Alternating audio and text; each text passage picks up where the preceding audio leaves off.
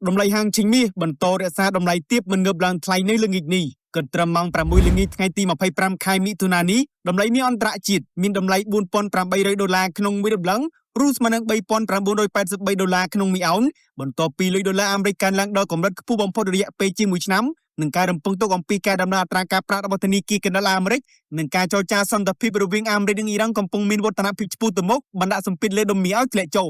សូមបញ្ជាក់ថាមីបានធ្លាក់ចូលជាង 6% ចាប់តាំងពីកិច្ចប្រជុំរបស់ធនាគារ Canal Amerik កាលពីសប្តាហ៍មុនដែលសម្រេចរក្សាអត្រាការប្រាក់មិនផ្លាស់ប្ដូរនៅលើទីផ្សារប្រេងអន្តរជាតិតម្លៃប្រេងឆៅប្រែនបានចុះមកតម្លៃ $73 ក្នុង1បារ៉ែលចំណែកប្រេងឆៅអាមេរិកប្រភេទ WTI បានចុះមកតម្លៃ $69 ក្នុង1បារ៉ែលឥឡូវនេះអ្នកវិនិយោគកំពុងរងចាំមើលអំពីទិន្នន័យការចំណាយលើការប្រើប្រាស់ផ្ទាល់ខ្លួនរបស់អាមេរិកដែលនឹងចេញផ្សាយនៅយប់នេះដើម្បីរំពីសុខភាពសេដ្ឋកិច្ចអាមេរិកបន្ថែមទៀតចុះឈ្មោះបើកកណន័យទិញលក់ហាងឆេងមាសឥឡូវនេះដើម្បីចូលរួមក្នុងក្រុម VIP Signal ក្នុងការទទួលបានតម្លៃទិញលក់ហាងឆេងមាសប្រចាំថ្ងៃនិងការប្រឹក្សាផ្ទាល់ពីហាងឆេងមាសជាមួយគ្រូជំនាញដែលមានបទពិសោធន៍15ឆ្នាំតាមរយៈ Telegram នៅលេខទូរស័ព្ទ 070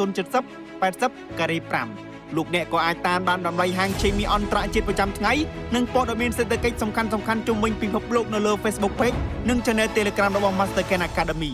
សូមអរគុណ